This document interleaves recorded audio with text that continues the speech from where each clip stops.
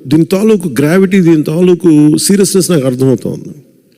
And ఎందుకంటే ఒక draconian లా వచ్చినప్పుడు చాలా సున్నితంగా ఉంటుంది, పెద్ద ఇష్యూగా అనిపించదు.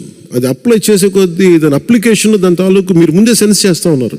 అంటే మీరు చెప్తున్న ప్రతిదీ ఈ ఆంధ్రప్రదేశ్ ల్యాండ్ టైటిలింగ్ యాక్ట్ 2022 ఇది కైండ్ ఆఫ్ డ్రెకోనియన్ లా. దాని ముందే మీరు గ్రహిస్తున్నారు, ఇంకా ప్రజల అనుభవంలోకి రాలేదు ఇంకా అది. అందుకని మీరు ఉద్యమిస్తున్నారు. ఇది ఖచ్చితంగా ఇది యాంటీ పీపుల్ యాక్ట్, ఇది యాంటీ కాన్స్టిట్యూషనల్, యాంటీ పీపుల్, ప్రాథమిక హక్కుల్ని ఉల్లంఘించే చట్టం ఇది. కానీ నాకున్న ఎంత బలం మేరకు, నా శక్తి మేరకు ఈ చట్టాన్ని ఖచ్చితంగా దీన్ని అమలు కాకుండా చూసే బాధ్యత నేను తీసుకుంటాను. ముఖ్యంగా గత కొద్ది రోజులుగా నేను మాట్లాడుతాను ల్యాండ్ టైటిలింగ్ యాక్ట్ పేరు మీద. పట్టా పుస్తకాల మీద ఆంధ్రప్రదేశ్ రాజముద్ర తీసి జగన్ ఫోటో వేయించుకొని తన అచ్చరాకైన పనులు చాలా చేస్తూ లక్షలాది ఎకరాల ల్యాండ్ టైటిలింగ్ యాక్ట్ పేరు మీద లక్షలాది ఎకరాలని ప్రజల ఆస్తుల్ని కబ్జా చేస్తున్నారు. ల్యాండ్ టైటిలింగ్ యాక్ట్ని రద్దు చేసి ప్రజలకి రక్షణ కల్పిస్తాం.